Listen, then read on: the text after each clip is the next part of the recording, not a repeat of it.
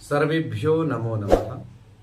भवतां श्रमेषाम् आदरणीयानाम् आचार्यचराणां गुरुजनवृन्दानां काव्यामृतम् इत्यस्मिन् आमुखपटले हार्दं स्वागतम् अभिनंदनं च वर्तते। आप सभी संस्कृतनिष्ठ सुधी श्रोताओं का काव्यामृतम इस आमुख पटल पर हार्दिक स्वागत एवं अभिनंदन है।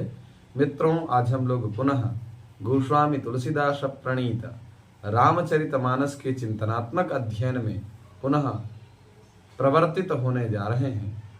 मित्रों, पूर्व प्रसंग में हम लोगों ने श्रवण किया था गुरुदेव की आज्ञा को शिरोधार्य करके अपने अनुज लखनलाल जी को पुष्प वाटिका का दर्शन कराने के लिए, फुलवारी के दर्शन के लिए और नगर की शोभा को देखने के लिए नाथ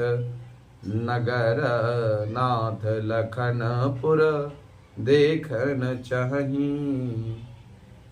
हे नाथ, हे गुरुदेव, जे लखनलाल जी महाराज नगर की शोभा को देखना चाहते हैं, इसलिए यदि आपकी अनुमति हो तो मैं इस लखनलाल जी महाराज जी को जाकर के नगर की शोभा को दिखा लाऊं। गुरुदेव प्रसन्न हुए और अनुमति प्रदान कर देते हैं। भगवान श्री रामचंद्र जी जब मार्ग से जाते हैं, उस समय सखियां नाना प्रकार का चिंतन करती हैं। एक सखी दूसरे सखी से कहती है, गौर किशोर बेसुबर कांछे, कर सर चाप राम के पाछे, लक्ष्मण नाम राम लघु भ्राता, सुनु सखितासु सुमित्रा माता, सुनी सुख सुनु सखितासु सुमित्रा माता। यहाँ तक हम लोगों ने पूर्व प्रसंग को श्रवण किया था। विप्रकाजु करि बंधु दो, मग मुनि बधु उधारी, आए देखन चाप मख, सुनि हरसी सब नारी। वह सखी पुनः कहती है कि विप्र कार्य को संपादित करने के उपरांत ये दोनों भाई मार्ग में मुनि बधु को, माता अहिल्या का उद्धार करने के उपरांत ये लोग जनकपुरी में चाप मख अर्थात धनुष यज्ञ देखने के लिए आए हुए हैं। तो यह बात सुनकर के सभी लोग प्रमुदित हो जाते हैं। प्रमुदित मना देखे राम छवि को एक कहनी, जो गुजानी किया बरु अहि, जो सखी नहीं देख नर नाहु, पन परिहरि हठी करई विवाहो। एक सखी दूसरे सखी से कहती है, अरे सखी, ये तो सचमुच कामदेव करोड़ों कामदेवों से भी ज्यादा सुंदर हैं। और देखी राम छवि को एक कहीं, जो गुजारी की या बरु आई, जो सखी नहीं देख नर नाहु, पन परिहरि हठी करई विवाहु। श्री रामचंद्र जी की छवि को देख करके, ऐ सखी, यह वर जानकी के योग्य है, मैं तो ऐसा मानती हूं। और राजा जनक जी को जब यह स्वरूप या इनसे इनकी मुलाकात होगी राजा जनक जी महाराज की रामचंद्र जी से, तो अपने प्रण को भूल करके, प्रतिज्ञा को भूल करके, छोड़ करके हठ पूर्वक इन्हीं से विवाह कर देंगे। कौका ए भूपति पहचाने, मुनि समेत सादर सन्माने,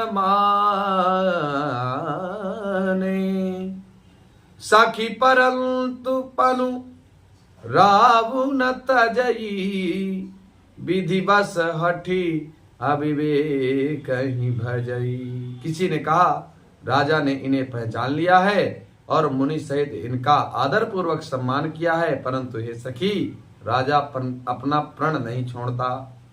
वह होनहार के वशीभूत होकर के हठ पूर्वक अविवेक का आश्रय लिए हुए हैं, अपने प्रण पर अड़े रहने की मूर्खता नहीं छोड़ रहे हैं। को का जो भल आनी विधाता, सबका सुनिय उचित फलदाता।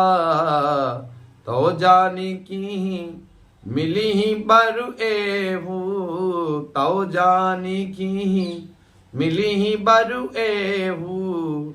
नाहिन आली हाँ संदेह।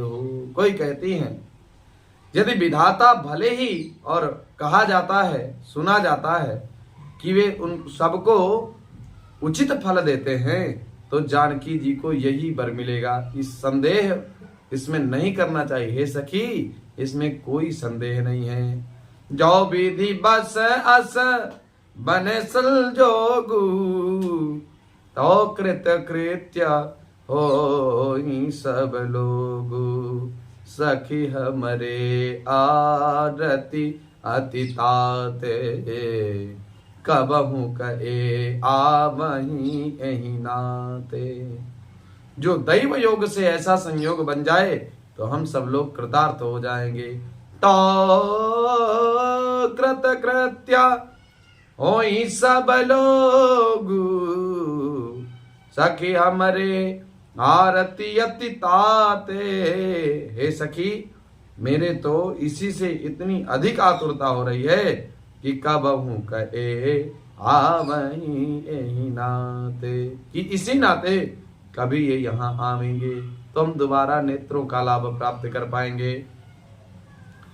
ना ही ता हम कहूँ सुनहु सखी, इन कर दरसनु दूरी। यह संघट तब होई जब पुण्य पुरा कृत भूरी। नहीं तो विवाह तो होगा नहीं। तो हे सखी सुनो, हमको इनके दर्शन दुर्लभ हैं। यह संयोग तभी हो सकता है जब हमारे पूर्व जन्म के बहुत पुण्य हो। बोली अपर कहूं सखिनी का, एहि बियाह अति हित सबही का। को कह शंकर चाप कठोरा, ए श्यामल मृदुगात किशोरा। एक सखी दूसरी सखी से पुनः कहती है कि बोली अपर कहूं सखिनी का। हे सखी, बात तो तुम सत्य कह रही हो, लेकिन एहि बियाह अति हित सबही का, क्योंकि इस विवाह से हम सभी का अतिहित होने वाला है, अतिशय हित होने वाला है। अच्छा, तब दूसरी सखी संदेह करने लगते हैं। को का शंकर चाप कठोरा, को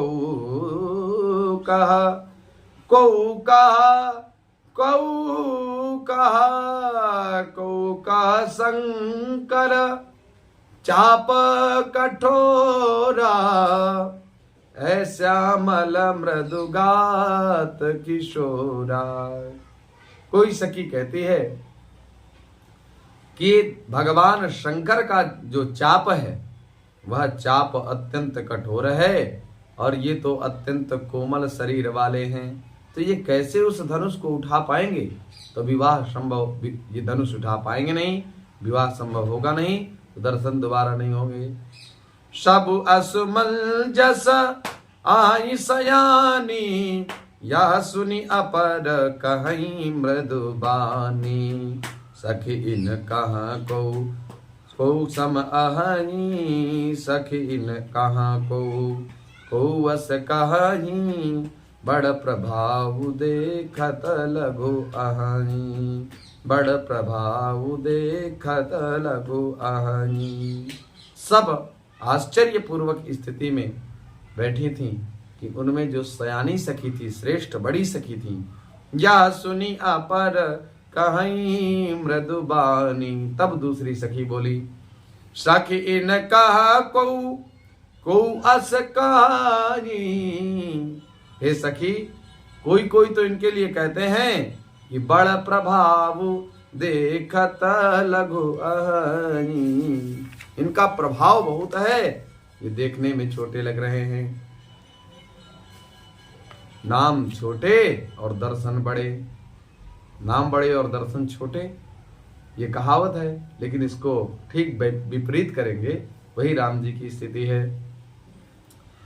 परसि जासु पद पंकज धूरी, तरी अहल्या कृतयग भूरी। सो की रही बिनु शिव धनु तोरे, यह प्रतीति परिहरिय न भोरे। जिनके चरण कमलों की धूरी को प्राप्त करने के बाद गौतम नारी, शतानंद माता और हनुमान जी की नानी तुरंत दिव्य धवल देह को धारण करके प्रस्फुटित प्रकट हुई। सो की रही बिनु शिव धनु तोरे, वो भगवान शिव का धनुष तोड़े बिना रह सकते हैं। अर्थात उनमें ये सामर्थ्य है, वो क्षमता है, जिससे भगवान शंकर जी के पिनाक को उठा करके सरसंधान कर देंगे। अद्भुत। यह प्रतीति परिहरीय न भोरे, इस विश्वास को भूल करके भी नहीं छोड़ना। जय ही बिरल चिरची सिया समारी, तही श्यामल बरऊ रचऊ बिचारी। तही श्यामल बरु रचऊ बिचारी, तासु वचन सुनी सब हरसानी। ऐसे ही होम कहीं मृदुबानी। हे सखी, ऐसा ही हो, ऐसी मृदुबाणी का प्रयोग करती हैं। जिस ब्रह्मा ने सीता को संवार कर बड़ी चतुराई से रचा है, उसी ने विचार करके यह श्यामला बर भी रच दिया है। उसके ये वचन सुनकर के सब हर्षित हुई, प्रमुदित हुई, प्रसन्न मना कोमल वाणी से कहने लगी, ऐसा ही हो, तुम्हारी बात सत्य हो सखी। हर सही बर सही सुमन, सुमुखी सोलोचनी वृंद। जाहि जहां जहां बंधु दो, तहाँ तहाँ परमानंद। सुंदर मुख और सुंदर नेत्रों वाली स्त्रियां समूह की समूह में होकर के इकट्ठा ग्रुप वाइज हृदय में हर्षित होकर के, प्रसन्न होकर के फूल बरसा रही हैं। जहां तहां दोनों भाई जाते हैं, जहां जहां गए वहां वहां परमानंद छा जाता है। पूरब दिशि गे दो भाई, जहां धनु मखधित भूमि बनाई। अति विस्तार चारु गज धारी, अति विस्तार चारु गज ढारी। विमल वेदिका रुचिर समारी, विमल वेदिका रुचिर समारी। दोनों भाई नगर के पूरब की ओर गए, जहां धनुष यज्ञ के लिए रंगभूमि बनाई गई थी। बहुत लंबा चौड़ा सुंदर ढला हुआ पक्का आंगन था, जिस पर सुंदर और निर्मल वेदी सजाई गई थी। चहुं दिशि कंचन मंच विशाला, रचे जहां बैठे महिपाला। रचे जहां बैठे महिपाला, तहीं पाछे समीप चहुं पासा। अपर मंच मंडली विलासा। चारों ओर सोने के बड़े बड़े मंच बने थे, जिन पर राजा लोग बैठेंगे। उनके पीछे समीप ही चारों ओर दूसरे मचानों का मंडलाकार घेरा सुशोभित था, बड़ा सा घेरा था। कछुक ऊंची सब भांति सुहाई, बैठई नगर लोग जहां जारी। तिनके निकट विशाल सुहाए, धवल धाम बहु बरन बनाए। वह कुछ ऊंचा था और सब प्रकार से सुंदर था। जहां जाकर के नगर के लोग बैठेंगे उन्हीं के पास विशाल एवं सुंदर सफेद मकान अनेक रंगों के बनाए गए थे। जहां बैठे देखहीं सब नारी, यथा जोगु निज कुल अनुहारी। पुर बालक कही कही मृदु बचना, सादर प्रभु ही देखा वही रचना। सादर प्रभु ही देखा वही रचना।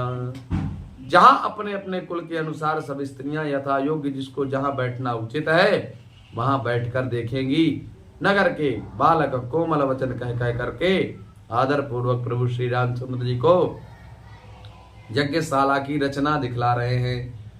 सब शिशु एहि मिस प्रेम बस, परसि मनोहर गात। तन पुल कहीं अति हरसुहिया, देखी देखी दो भ्रात। सब शिशु एहि मिस प्रेम बस, सब बालक इसी बहाने प्रेम बस प्रेम के वशीभूत होकर के पारसी मनोहर गात। श्री रामचंद्र जी के मनोहर अंगों को छू करके पुलकित हो रहे हैं। तन पुल कहीं अति हर सुहिया, तन तो प्रसन्न ही है, साथ में उनका हृदय भी बहुत प्रसन्न है। क्यों? बोले देखी देखी दो भ्रात। दोनों भाइयों को देख देख करके तन मन दोनों प्रमुदित एवं प्रफुल्लित हैं। ऐसी अद्भुत भगवान श्री रामचंद्र जी के दर्शन के उपरांत लोगों की स्थितियां हो रही हैं। भगवान हम लोगों को भी अपने स्वरूप का दर्शन प्रदान करें। प्रभु हमारी भी नैया को पार लगाएं। हे वैकुंठाधीश प्रभु, हम लोगों की भी विनती सुनिए और ऐसी गति प्रदान करिए जो ब्रह्मा विष्णु महेश जी की होती है। ऐसी मंगल कामना के साथ पुनः आप सभी लोगों का हार्दिक स्वागत, अभिनंदन, वंदन, धन्यवाद ज्ञापित करते हुए वाणी को विराम। नमस्कार, शुभ प्रभात।